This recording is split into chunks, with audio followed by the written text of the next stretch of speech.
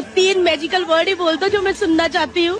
अच्छा, नानक थाई खाने की उम्र में तुमने 3 मैजिकल वर्ड सुने हैं।